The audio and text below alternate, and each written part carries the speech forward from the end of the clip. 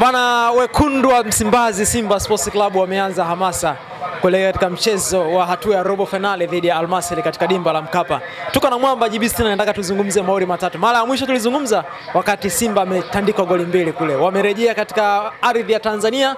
Nini kinafuata Mwamba? Tuko naye hapa. JB, kwema ndugu yangu? Ibara kwema kabisa. Mambo yanaenda? Mambo yanakwenda kabisa. Wana Simba naona mmeanza hamasa kuelekea katika mchezo wenu dhidi ya Al Masry. Kama kawaida yetu huwa hatunaga show ndogo. Hatunaga show ndogo. Kikubwa ni tunahamasishana kuelekea kwenye mechi yetu sawa zidi ya Al Masry. Na ndio maana slogan yetu tunasema ubaya ubwela, hii tunavuka. Sisi sio wao. Umeelewa? Sisi hatufanani na wao. Alafu slogan yetu nyingine, adui yao sisi ndio rafiki yetu. Adui wa mpinzani wenu ndio rafiki yetu. Sisi ndio rafiki yetu. Kuna maana gani hapo Mwamba? Ndio maana tumemwalika mkuu wa mkoa Chacha. Aje sasa kwenye timu ya mpira. Kwa sababu timu yake ina uelekeo wa kwenda kucheza mechi ya kimataifa. Kwa hiyo mwakani. Kwa hiyo ana nafasi kubwa ya kwenda kucheza mechi ya kimataifa. Mechi za kimataifa kwa kombe la shirikisho. Kwa hiyo aje sasa ajifunze, aone jinsi gani mechi za kimataifa zinaandaliwa na zinachezwaje, ili ajue jinsi gani anaweza akaenda kukabili mashindano ya kimataifa mwakani. Tunamkaribisha Chacha, adui yao sisi ndio rafiki yetu. Kuna kitu kingine labda nje na hapo JB60 kama mmemwalika aje ajifunze tu au kuna kitu kingine? Tumemwalika aje ajifunze na tumemwalika aje kwa sababu adui yao sisi ni rafiki yetu.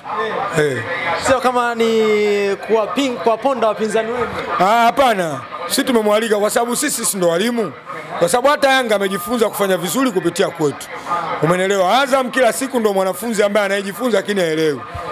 Na Mungu amejifunza, ameenda makundi. Kwa hiyo wengine wanaendelea kujifunza. Kwa hiyo Chacha kwa sababu timu yake mpaka sasa hivi iko kwenye 5 bora, inatafuta 4 bora. Mimi naamini mwakani anaweza akacheza mashindano ya kimataifa. Ndio maana tumemwalika ili aje ajifunze jinsi gani mechi za kimataifa zinachezwa. Unafikiria kuna kitu mkuu wa mkoa wa Tabora atakipata kupitia katika mchezo wake akifika katika uwanja Mkapa? Akija Simba usipokuwa mbishi unafundishwa na unafundishika. Simba unafanya vizuri kwa sababu mbinu zote ziko upande wa Simba. Kwa sababu timu ya kwanza kucheza finali ni Simba 93. Mwalimu mkuu, mkufunzi mkuu ni Azim Dewji. Yule ndio mwalimu kwa sababu yeye ndo alikuwa mfadhili wa kwanza kuionyesha Simba mataa kwamba mashindano ya kimataifa yanachezajwa mpaka tukaenda finali. Kwa mwalimu mkuu tunaye sisi. Mwalimu mkuu amewafundisha wafanyakazi viongozi wengine. Kwa hiyo viongozi wengine wanaendelea kuwa wakufunzi kwa wanafunzi wengine. Kwa hiyo ukiwa mwanafunzi sio mbishi, ukija ukijifunza unapata manufaa. Kwa maana hii Tabora United ni ndugu zenu. Tabora si kitambo ni ndugu zetu kwa sababu Aden Lage ukiangalia katibu wetu anatoka Tabora. Kadau alikuwa mchezaji wetu. Sawa, Alfred Kadau ni mchezaji wetu, legend wetu anatoka Tabora. Kwa hiyo sisi Tabora ni ndugu zetu kwa sababu hii ni timu ya wananchi, timu ya wenye nchi. Kwa hiyo Tabora ni mkoa mkubwa kwa ukubwa Tanzania. Kwa hiyo ni miongoni mwa mikoa mikubwa na maarufu, imetoa viongozi wengi. Kwa hiyo sisi ni nyumbani kwetu. Kwa hiyo Tabora sisi ni ndugu zetu. Dam kabisa. Lakini pia tumemsikia semaji la CAF Ahmed Ali amemwalika pia rais wa TFF Wallace Karia kama mgeni maalum. Wakati anatangazwa pale nimeona vibe kubwa kweli kweli kwa mashabiki wa Simba. Hii ina tafsiri gani? Ni vitu vya kawaida kwa sababu mwaka jana wao walimwalika na Mamelodi Sundowns. Wakamvalisha mpaka na jezi. Lakini sisi tumemwalika aje aone Simba jinsi gani inavyokwenda nusu finali. Na bado atapata mwaliko zaidi wa nusu finali, atapata mwaliko wa kwenda kulipokea kombe uwanja wa Taifa. Kwa hiyo hii ni taswira ya kawaida kabisa kwa watu wa mpira kwa sababu yule ndio kiongozi wa mpira. Na Simba tumeanza kufanya vizuri hii miaka karibuni chini ya uongozi wa Wallace Karia. Hata Yanga ni jeuri tu, lakini nao wameanza kufanya vizuri chini ya uongozi wa Wallace Karia. Yanga alikaa miaka takriban 25 hajawahi kwenda makundi. Lakini ameanza kwenda makundi mpaka anafika finali, anakwenda makundi klabu bingwa mpaka anafika robo finali, anaingia tena makundi chini ya utawala wa Wallace Karia. Kwa hiyo Wallace Karia huwezi kumtenganisha na mafanikio ya mpira wa Tanzania, mafanikio ya Simba, mafanikio ya Yanga. Never you can't separate Karia from this succession. Kumwalika kwenu Wallace Karia rais wa TFF kunatoa thamani yoyote kwa yale aliyofanya katika nchi ya Tanzania hasa kwenye mpira wa miguu? Tunampa thamani kwa sababu yeye ndo baba. Baba anapoalikwa, unapofanyika shughuli yoyote, baba lazima awepo na yeye ndo baba wa mpira Tanzania. Sasa unaachaje kumwalika?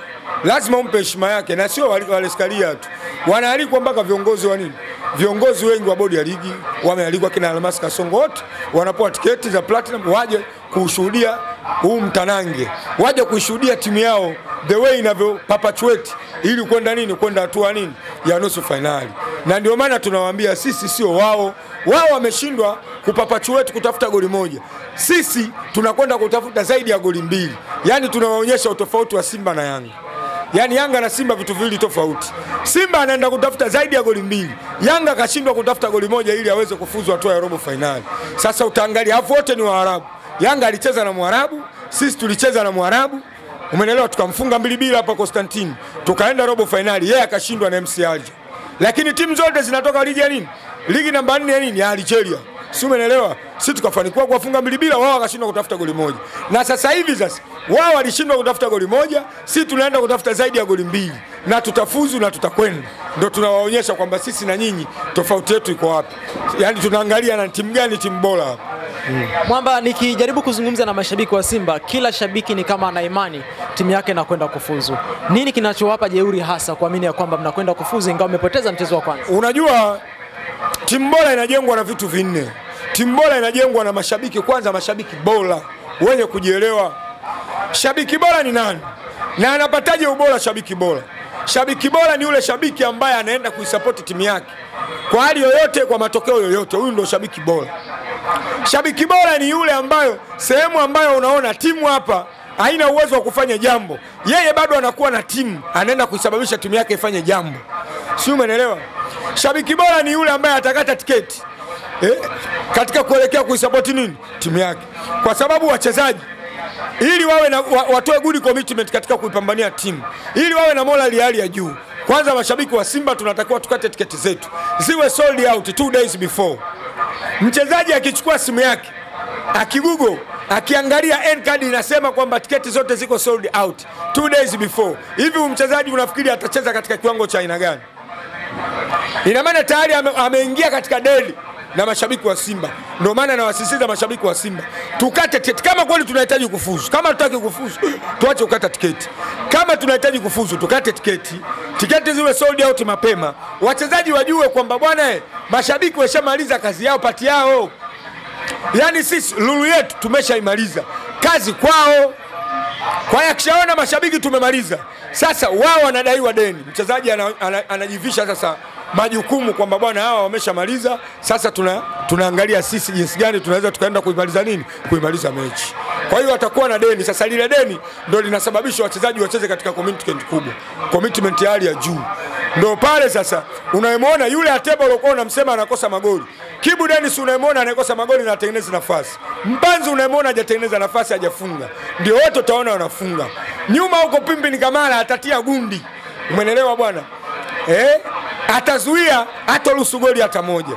Uongozi utachachamaa katika game plan yao katika kuipambania timu, kwa sababu tiketi zimeisha, mashabiki washaonyesha pati yao, viongozi wataonyesha pati yao, benchi la ufundi litaonyesha pati yao, na wachezaji watakuja watamaliza show. Sijui umeelewa? Ndio maana nasisitiza mashabiki wa Simba, kama tunahitaji kufuzu, kitu cha kwanza tuujaze uwanja. Tuanze kushinda sisi kwanza mashabiki. Tukishashinda sisi kwenye kuujaza uwanja, tiketi zikiwa sold out 2 days before, ndio pale sasa unaenda kuiona timu inaenda kufanya kitu uwanjani katika kuipambania na kutoa good commitment katika kuipambania timu. Ukiangalia pia mashabiki wa Simba GB 64 walipiga kelele sana hata mara baada ule mchezo dhidi ya Al-Masry kule eneo la ushambuliaji, kwamba wachezaji wanakuwa na uchoyo, lakini pia Ahmed Ali leo amethibitisha hilo kwamba anakwenda kulifanyia kazi. Wewe ungependa nini kifanyike Mwamba? Kwanza tunatakiwa tutambue mashabiki, tusiwe na miemko. Sasa hivi mitandao ina nguvu. Unaweza ukaongea jambo ukashangaa linamfikia mchezaji, umeelewa? Kwa hiyo hivi vitu tuongee huko kwenye vijiwe, sio kwenye media. Sawa? Kwa sababu wachezaji hawa tunatakiwa tutambue sisi mashabiki pamoja na wanachama na viongozi wasiwahala si wachezaji kwenye swala la kukosa magoli kule. Kwa sababu wachezaji hawa ndio walioiweka Simba ikawa kinara kwenye mashindano haya. Simba ndio timu yenye magoli mengi, na Simba defense yake ndio imefungwa magoli machache. Si umeelewa?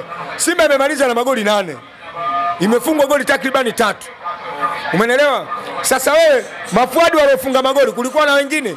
Si hawa kina Mpanzu, kina Ateba, kina Mukwala, kina nani Chinchas hawa, kina Kip Dennis, si umeelewa? Kwa hiyo kama ni hao ndio walofunga magoli, basi mechi ile moja isimtoe thamani mchezaji, ni kitu cha kawaida sana. Wale walikuwa nyumbani kwao na sisi tumekuja nyumbani kwetu. Wale wamepata home advantage kwa sababu wako kwao, na sisi tutapata home advantage kwa sababu tuko kwetu. Mimi naamini wachezaji watacheza kwenye commitment ya hali ya juu. Kama waliweza kucheza kwenye kiwango kile tukiwa away mbele ya mashabiki wa Al Masry Egypt, basi mimi naamini mbele ya mashabiki wetu, umeelewa, wachezaji wetu watacheza kwenye commitment ya hali ya juu na hawatoruhusu na upotevu wa nafasi. Nafasi 5 mimi naamini 3 lazima zitaingia kambani. Kwa sababu kwenye mechi ile ukiangalia game statistics tumetengeneza nafasi takriban ngapi? Takriban 10 na, umeelewa, 17. Shoot off target pamoja na on target. 7 zilikuwa on target, clear chance 4. Nafasi zilikuwa jumla 7, on target 7. Umeelewa? Ball possession tumeongoza. Kipindi cha kwanza walituongoza pointi fulani tu, lakini kipindi cha pili tumeongoza tena vikali.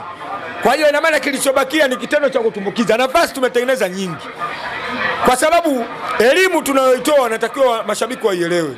Wengine wanakuambia wale tu walituachia si tucheze mpira, ili timu ionekane imekuachia wewe ucheze mpira. Maana yake wao walikuwa na game plan hiyo kwamba nyie chezeni, sisi tunatafuta matokeo. Angalia magoli waliofunga wale watu, angalia statistics zinasemaje. Shoot on target wale wamepiga ngapi, off target wamepiga ngapi, wametengeneza nafasi ngapi, ndio utapata picha. Alafu muangalia huyu mpinzani unaosema ameachiwa mpira, katengeneza nafasi ngapi. Kuna mtu anaweza akakuachia nafasi, akakuachia mpira uuchezee, alafu utengeneze nafasi 17, utengeneze nafasi 7, shoot on target ziwe 7, clear chance ziwe 4.